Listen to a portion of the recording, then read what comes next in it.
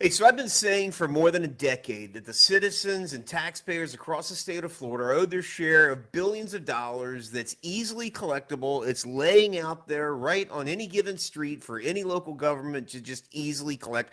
I'm going to explain it in detail here, and I'm going to lean heavily into this Florida Trend article that's up on your screen right there. The story is more than a decade ago, I recognized vacant lots all over my city here in St. Petersburg, and you will recognize the same thing. You drive down one area, there's one vacant lot after the other, there's abandoned buildings, there's commercial structures, there's lots that could be having houses on them. But for a variety of reasons, and I'll get to that later about why local government is just choosing to ignore that, I developed a strategy to get in there, get those properties cleaned up onto the taxpayer rolls, and in the process, collect billions of dollars that's owed to local government. Had some good experience doing that in Florida Trend, this massively reputable news organization in the state of Florida found out about it. They called me and they said, "Explain what's going on here," because honestly, they were a bit incredulous. And I said it just like that. I said, there's billions of dollars owed to taxpayers, and every single city, every single county in the state should be doing what we're doing here in St. Petersburg and collecting that money. Well, here's the article right here. And the headline there is St. Petersburg improves its housing stock by transforming vacant lots into affordable homes. That headline should be replaced by every single city in this state. Tampa improves its housing stock. Orlando improves its housing stock. The secret here is, and it's not a secret anymore, if the cities went in there and looked at their books, they would find that in fact there are billions of dollars owed. And for reasons that, again, they just defy all explanation and all common sense, cities just aren't doing it. But there's a call to action in this video, and I hope that people will look at this article. It's going to be dropped right into this video here.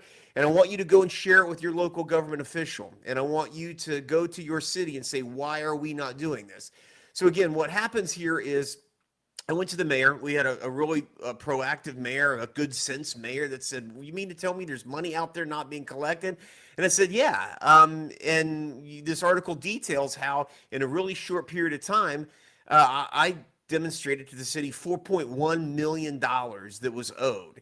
And it didn't cost the city anything. And far beyond not costing the city anything, we ended up turning entire areas of the city that were sort of a no-go zone and people weren't building in there into the hottest development areas in the entire city. And the reason why they were not being built on is because blight creates blight. One vacant lot creates the vacant lot next door, creates a series of blight that's repeated over and over again. But the reality is, and yes, this is an effective tool. There's not a single community in this state that should not pick up this tool and go forth and develop and build and make it part of an economic development success story. In Bradenton, I did the same thing. Went in there and identified one lot after another, millions of dollars owed. They went in there and collected that money really quickly. The only objection that comes from local government is, geez, we just don't want to be, on the bad side of a news story. Well, if you get ahead of it, if you tell the story correctly, if you're honest about what happens, then the citizens are going to run behind you and say, yeah, we should collect that. Because I can promise you, the people that are next door to these vacant, abandoned lots, the sort of sob stories that exist, are not the ones that we want to be sympathetic to.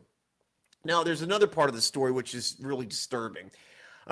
After I had all the success here locally with these local governments, collecting tens of millions of dollars, putting it into the general revenue, paying for cops and teachers and all these wonderful things, I went to Pinellas County and said, hey, Pinellas, how much is owed to the citizens of this community? It's that simple question that's got to be asked. Every single citizen, every lawmaker, every legislator, every local government official needs to go to every single local government and say, hey, how much is owed in recorded fines and liens to the citizens of your community? After I'd gotten stonewalled for an extended period of time in Pinellas County, all of a sudden this news article just pops out of nowhere. And the news article was, hey, they'd finally gone and collected the data, and it turns out that the Pinellas County taxpayers were owed $300 million. Look at that right there. $300 million owed to the taxpayers of Pinellas County. And would you like to know what the staff did in response to determining that $300 million was owed?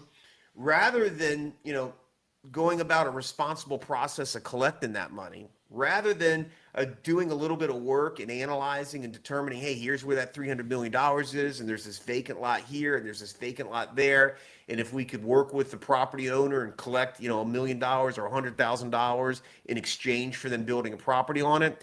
No, they did one of the worst things that I've seen in local government in a long period of time, and that is they passed an ordinance that says we're just going to eliminate $270 million. Just forgive, rip it up, throw it away, not even bother to try to collect $270 million that's owed to the citizens, the taxpayers of Pinellas County.